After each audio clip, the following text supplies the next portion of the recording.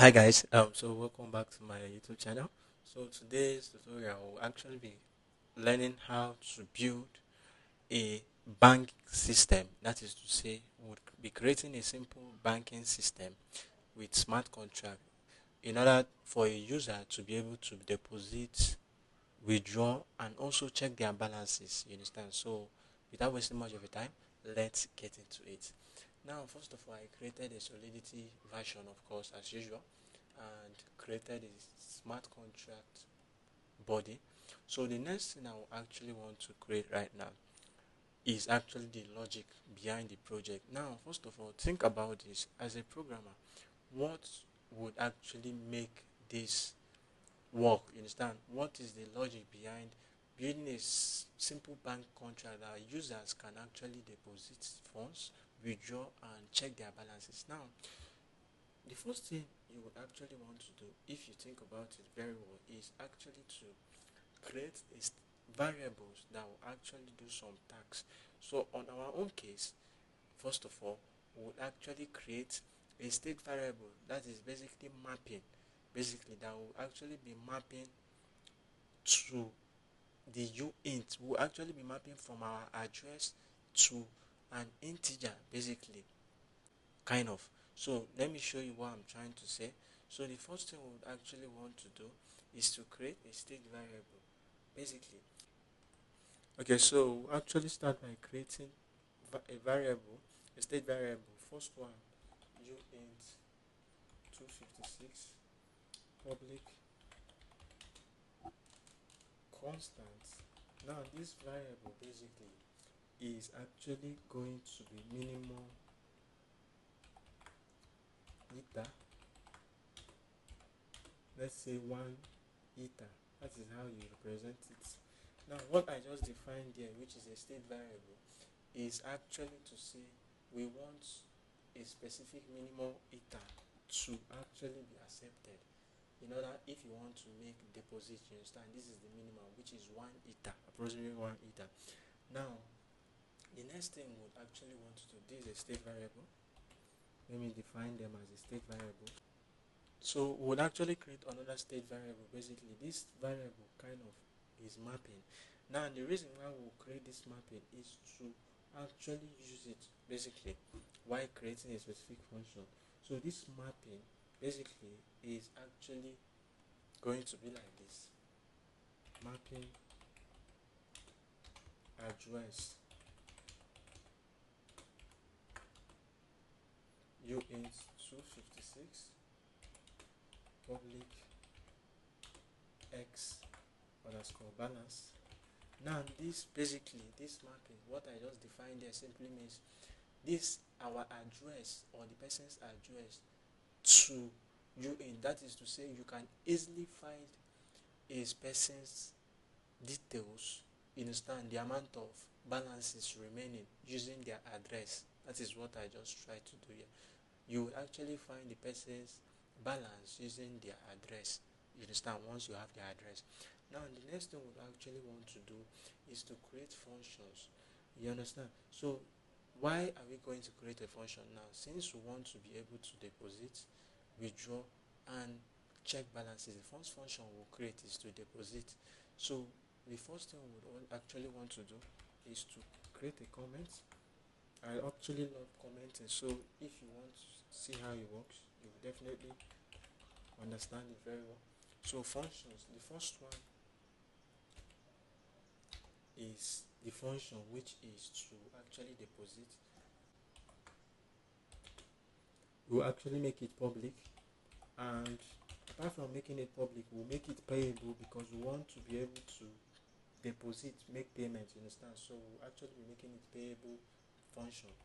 So after doing it this way, what we'll do next is, since we want to actually deposit, basically we'll first of all check, you understand. The first algorithm we want to do inside this deposit function is to make sure we check if the sender, you understand, if the value to be sent is less than the minimum ether which is needed, then you don't have enough ether. That is the address owner, you understand. So that's what we'll be doing. So how can we write this validations. Let's say require message, that's msg dot value. This is basically saying the value, you understand, the amount of ether you want to send, probably the amount of something you want to send. If it is greater than the minimum which will declare the variable on that is that state variable, if it is greater than this minimum ether, then execute the code below. But if it is not, then execute this error handler, which is did not send enough ether.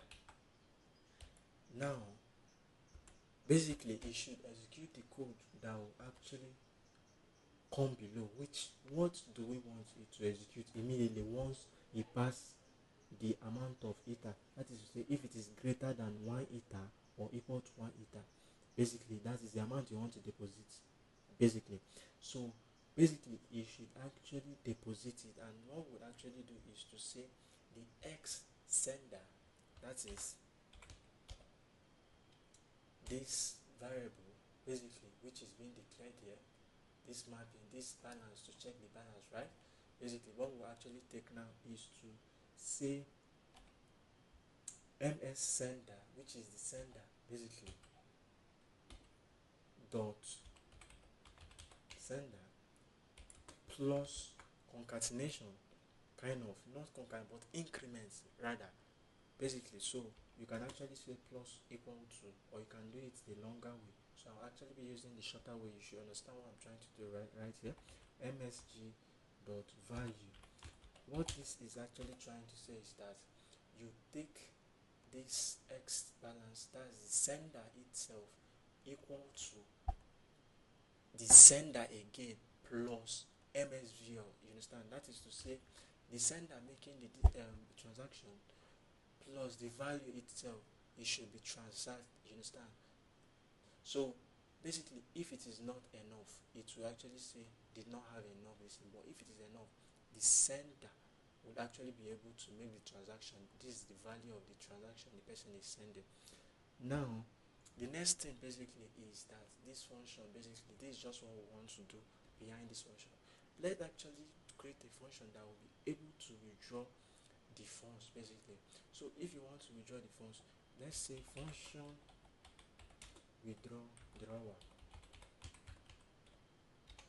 and let's make it probably public, and make sure, since we want to be able to withdraw a specific amount, we would actually give in a parameter because we want to be withdrawing a specific amount. Let's give it underscore amount. You understand? Maybe it will be better that way. Public. And now the next thing we want to do, remember, basically we want to be able to withdraw. You understand? So what we would actually do right now is to check if the amount to be deposited, you understand, like if the amount basically rather that want to be withdrawn is less than the amount that is being deposited or that is already inside of the wallet, that's of the owner of the contract or the owner of the address, is less. If the amount to be withdrawn is lesser than what is available there, then go on.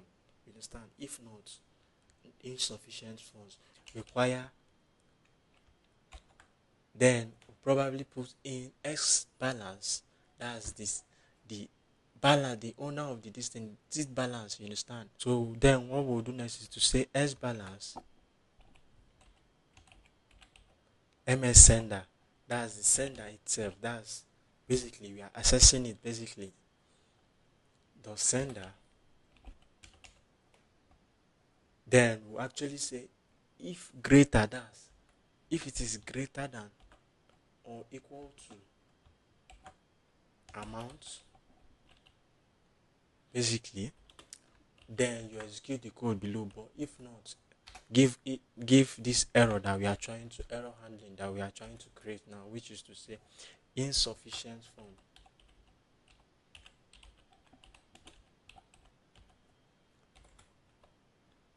So this is the code behind this expression here. So the next thing we want to do basically is to basically write the execution, the code we want to execute if he passes this expression. That is to say, s balance, s underscore balance, then that is sender, ms sender minus, that's we want to, the opposite of what we did above, that is that increment when we are trying to deposit. Now we want to minus, that's withdraw. So that what we'll actually do is to say minus equal to underscore amount. Okay, so after doing this thing, now we want to be able to pay, you understand, to transfer the funds to the person. Now we would actually create something bool success, like a bool expression, or you understand, which would actually do it this way by saying bool call success.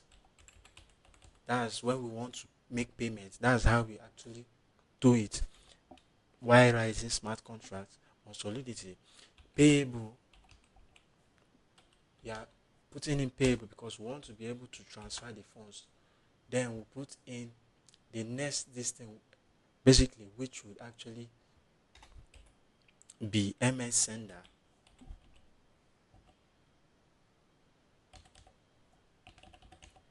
dot call, then the value puts in the amount. You understand? We don't want to withdraw all, we want to withdraw a specific amount which we put in.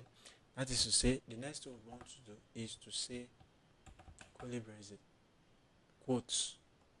So after doing all this, the next thing we want to do basically is to actually create a validator, that's to validate basically, which is to say require if the call is successful, you should actually be able to send, you understand? But if not, then you should say transfer failed. That's if the you did not pass all the requests needed, it should actually fail.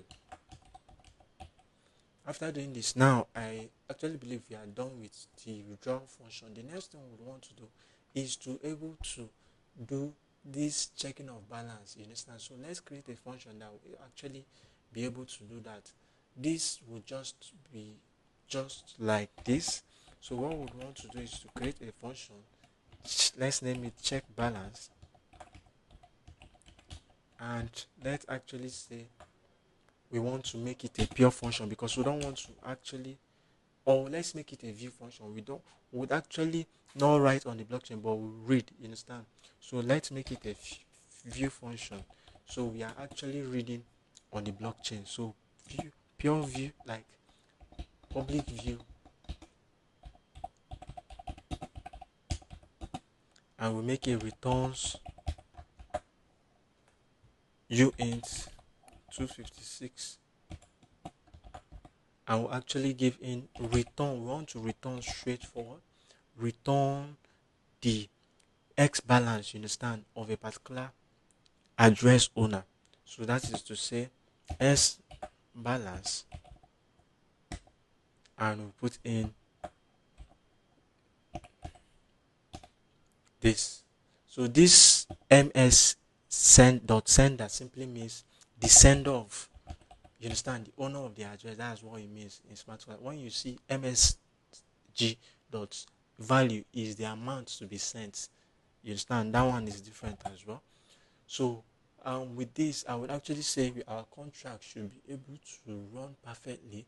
But let's see if the logic we created right here is actually valid. Let's compile and deploy. It compiled very well. Let's deploy now. Deployed successfully. Let's see our contract. Okay, so now first of all, let's try the S balance. Let's check S balance to see. Before we check for the S balance, let's actually check the minimum ether that is needed to be able to deposit. So let's call it 1 ether. You can see it shows, right? Now we've done this. Now in the next function, let's check the balance. You understand? the balance now, let's call the balance is zero, right? Because we've not deposited on this address. It is zero currently. Now let's deposit, basically let's deposit, and let's deposit like 2 ether, since the minimum is 1. Let's deposit like, okay, probably 3 ether.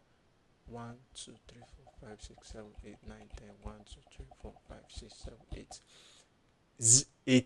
18 0 basically simply represent way, you understand? So that is why I did 18 zeros, 1 and 18 zeros, 3 and 18 zeros. So transaction went successfully.